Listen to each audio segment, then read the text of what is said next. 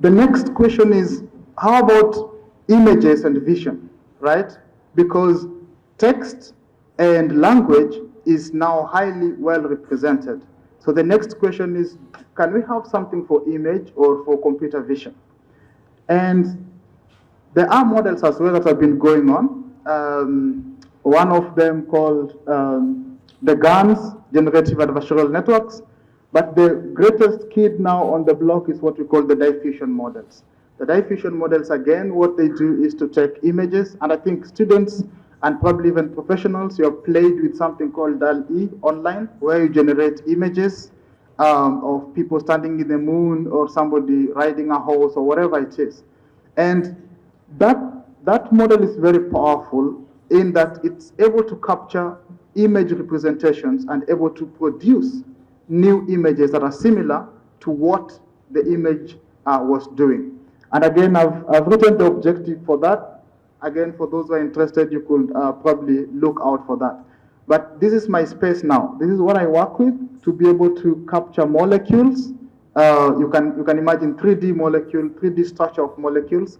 You pass it into this diffusion model. What it does is that it adds noise until we have white noise, and then reverses the process. And when it reverses the process, it goes to the original space where the image was, and then draws new samples. Okay? Yeah, forget about that. Just move second. Move next. Yeah, so for example here, you can see the images on the left, just before the line, show you the samples that were input into the model.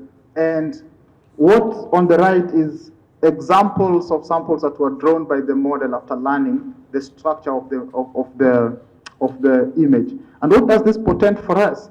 The researcher who is in the lab trying to come up with a new drug can give us the drug structure or some sample solution proteins that they used for some drug solutions, and we learn for them new structures that they can do. Okay.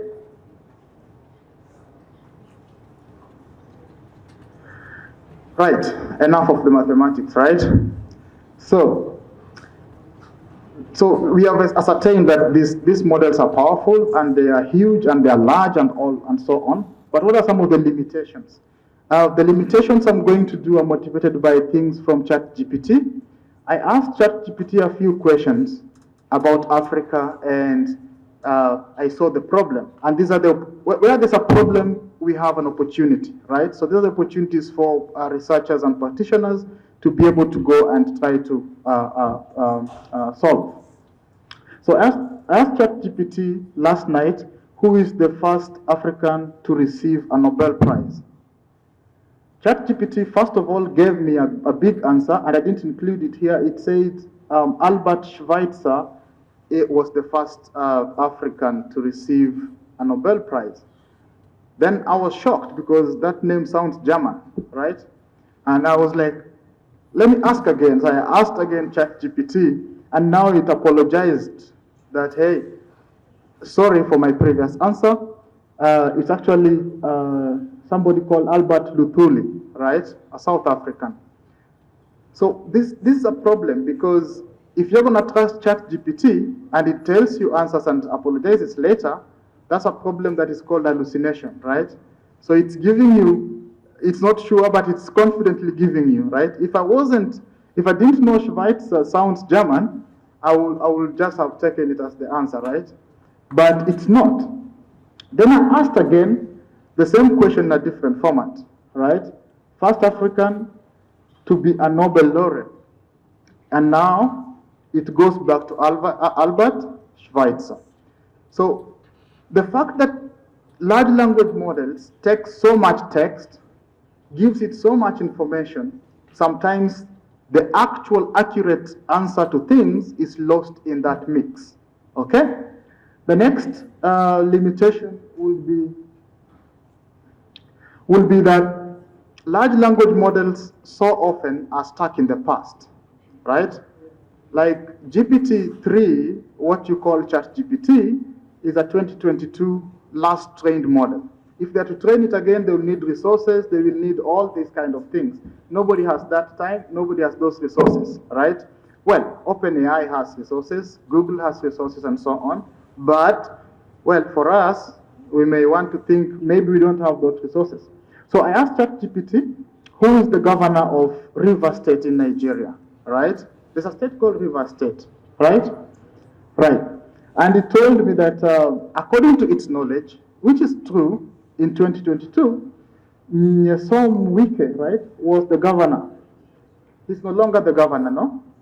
Yeah, he's out. And it now lets me down that, hey, these things change, maybe you need to confirm somewhere else.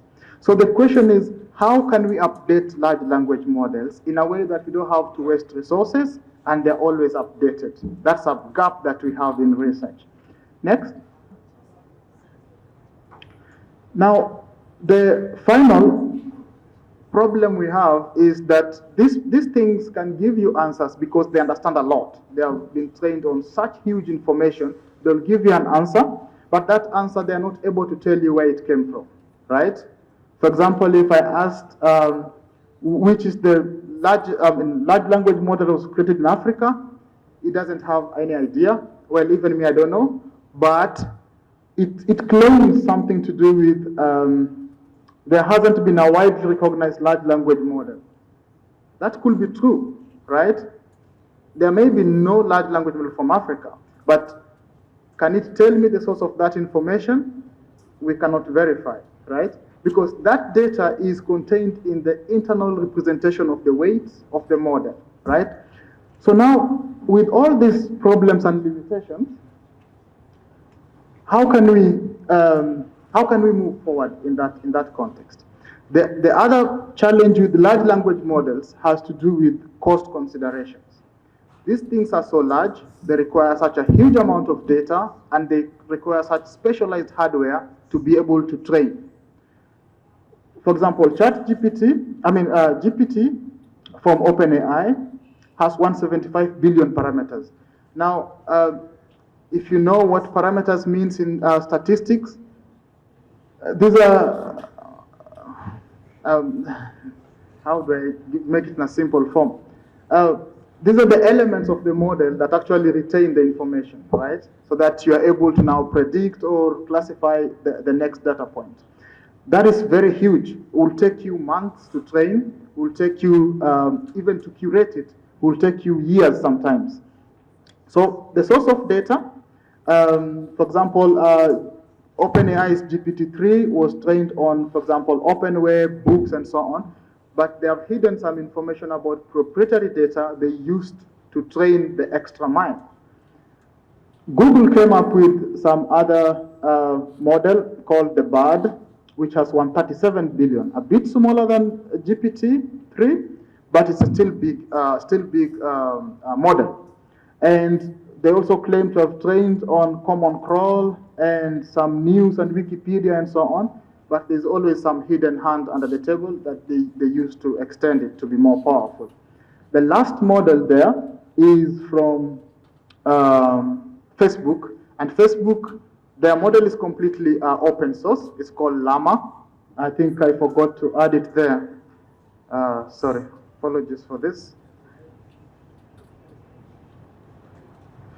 Yeah, and the aim was to be able to reduce the number of requirements of parameters here, and their model is 7 billion, between 7 billion to 65 billion. What they were doing is to train several models incrementally until the point where they're able to match the others. And they claim that the 7 billion parameters model is able to, the 13 billion parameters model is able to match GPT-3. So if you're looking for some inspiration on working on this space, you might want to look at the Llama models and be able to get insights. Next. Right. Some more on cost considerations. How long do these things take to run? Okay, fine. It takes long, it takes heavy hardware to be able to run these models. But now once they are trained and commissioned, how long do they take to give answers? ChatGPT, for a question like who founded the University of Lagos, it gives a very beautiful answer, and I think it's correct. I don't know. You guys know, but I think it's correct. It's correct. Awesome. So it gave me a good answer, explained how it was funded, how the government was involved, but it took approximately 2.5 seconds. Next.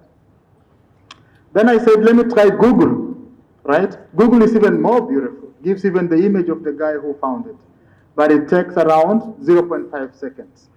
But now I want to talk about a third technology that is able to, next, that is able to do this in a much shorter time.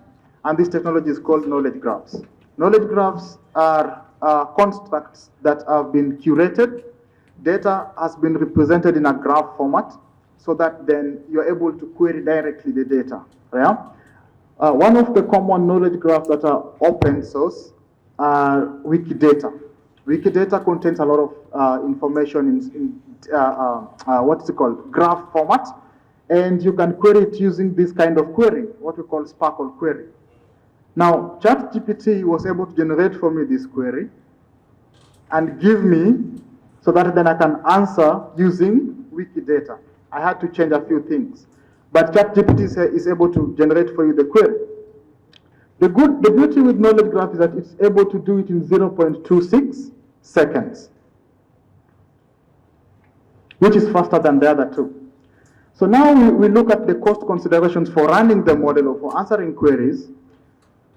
OpenAI's GPT-3 runs on some hardware, like the most powerful hardware you'll ever think about, okay? And takes around 5 seconds, 2.5 seconds or whatever. Google runs on hardware that you will never even imagine, right? It's so powerful, you'll never think about it.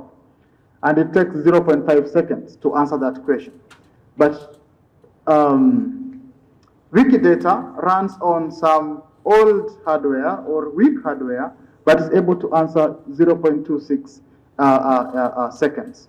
So what am I trying to say? Are large language models or foundation models wrong or bad to use? I didn't make such a claim. I said they're very powerful. And actually we should all think on how to use large language models. But